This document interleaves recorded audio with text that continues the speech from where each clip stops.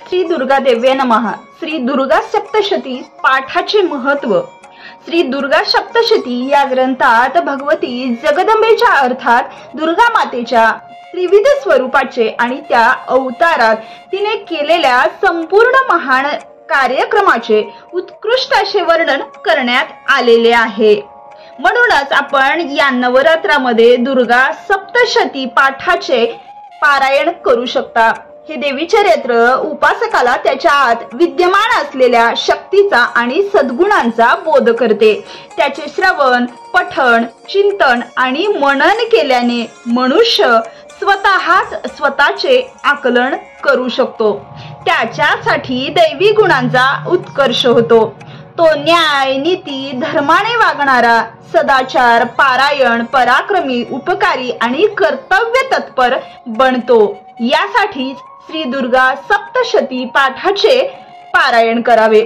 सृष्टीतील समस्त देवते त्याला अनुकूल होतात। त्याला सतत शुभ कार्याचीच प्रेरणा होते आणि स्वतःच्या कल्याणाची अनुभूती येते। म्हणूनच आपण सप्तशती पाठाचे पारायण करावे। भगवती दुर्गा आणि तिचेच स्वरूप असलेली महाकाली, महालक्ष्मी व महासरस्वती यांची आपल्यावरती कृपा प्रसन्न होते। दैवी शक्ती मिळते, बल, बुद्धी जागृत होते, ओज व तेज प्राप्त होते व साधकास आत्मविश्वास वाढतो। मन शांत, निर्भय व तणावमुक्त राहते। शारीरिक व मानसिक स्वास्थ्य लाभते। मनातील नकारात्मक ज्या भावना येतात त्या सकारात्मक होतात। प्रपंच आणि परमार्थ सुखाचा होतो। धर्म, अर्थ, काम, मोक्ष हे चतुर्विध पुरुषार्थ साध्य होतात। भय, संकटे, व्याधी, पीडा, चिंता, हितशत्रू, त्रासदायक शत्रू, ग्रहपीडा, भूतपिशाचादी बाधा, वाईट शक्तीपासून होणारे उपद्रव, दुःख, निराशा, व्यथा, दुःख स्वप्ने, दारिद्र्य, आरंभलेल्या कार्यात वारंवार जे अडथळे येतात या संपूर्ण त्रासाचे निवारण होते। सुख, शांती, समाधान, उत्कर्ष, ऐश्वर्य, आयुष्य, आरोग्य, क्षेम, स्थैर्य, धैर्य आणि सज्जनाचा सहवास लाभतो।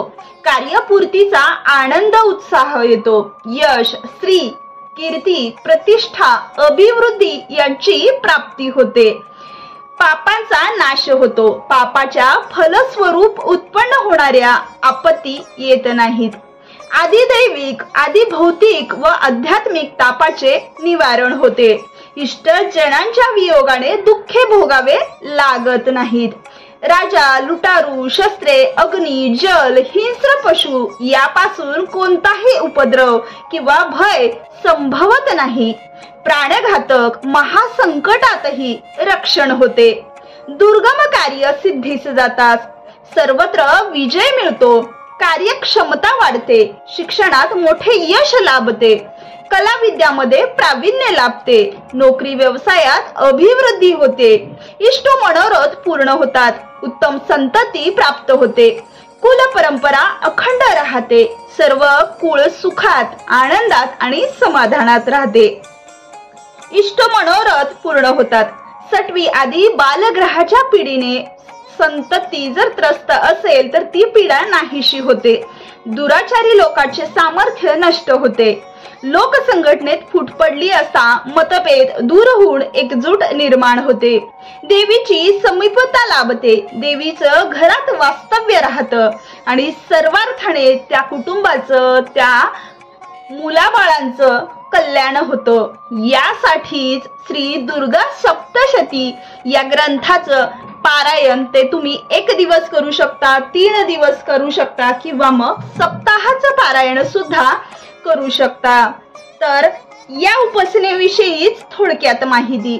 दुर्गा माता ही अत्यंत कृपाळू, करुणा संपन्न आणि शीघ्र प्रसन्न होणारी भक्तवत्सल अशी माता आहे। उपासकाच्या समस्त क्लेशांचे निवारण करून त्याचे कल्याण करणारी आणि सर्वश्रुत अशी प्रसिद्ध आहे। तिच्या आराधनेने व सेवा भक्तीने ती आपली चिंता, दूर करून आपले जे काही निश्चित असे मनोरथ आहे किंवा इच्छा आहे ती पूर्ण करते। ही उपासना भक्तीने, तत्परतेने आणि उपासकाने स्वतः जर निश्चित वेळेवर केली तर त्याचे खूपच शुभ असे फळ मिळते। ही उपासना वेगवेगळ्या समस्यांनी त्रासलेले, चिंता, भय, व्यथा, व्याधी, शत्रू, दुष्ट, दुर्जन, अडचणी, ग्रहादी पीडा, भूत प्रेत पीडा अशा विविध कारणांनी जे गांजलेले असतात, स्वतःच्या कल्याणाची व उत्कर्षाची इच्छा असलेले अशा उपासकांना देवीची अत्यंत जलद अशी कृपा प्राप्त होते। ही उपासना कुमार, कुमारी, युवक, युवती, प्रौढ स्त्री पुरुष, विवाहित स्त्री पुरुष किंवा मग वृद्ध माणसे सुद्धा ही उपासना करू शकतात। ही उपासना ब्रह्ममुहूर्तावर म्हणजे सकाळच्या सूर्योदयाच्या वेळी किंवा सायंकाळी दिवे लागण्याच्या वेळी करावी।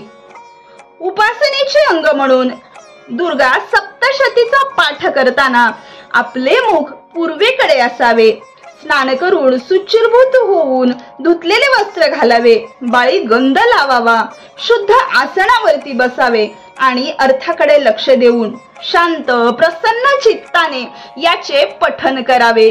या समयी आपली उपास्य देवता म्हणजेच दुर्गा देवी आपल्या सन्मुख उपस्थित आहे आणि तिचे महात्म्य आपण कौतुकाने श्रवण करत आहोत असा मनी दृढ भाव ठेवावा। उपासकाने सन्मार्गाने, न्यायाने, नीतीने, सदाचाराने वागावे। परनिंदा, परद्रोह, वादविवाद, अपशब्द, हिंसा, फसवणूक, चेष्टा, लबाडी अशा गोष्टी टाळाव्यात।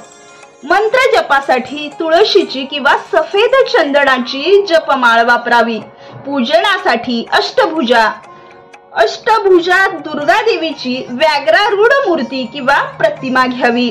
शक्य असल्यास दुर्गे प्रीत्यर्थ दर आठवड्याला पंधरवाड्याला किंवा महिन्यातील एखादी कुमारिकेला, सुवासिनीला, ब्राह्मणाला किंवा मग साधूला, गरजवंताला अन्न रूपाने, वस्तू रूपाने किंवा मग द्रव्य रूपाने काहीतरी दानधर्म जरूर करावा। त्यामुळे दुर्गा सप्तशती पाठाचे संपूर्ण असे फळ मिळते। तर आजच्या या व्हिडिओमध्ये आपण दुर्गा सप्तशती पाठ केल्याने कोणते फळ मिळते याविषयी माहिती घेतलेली आहे। जर तुम्हाला ही माहिती आवडली असेल तर या व्हिडिओला लाईक, शेअर आणि सबस्क्राईब नक्कीच करा। धन्यवाद।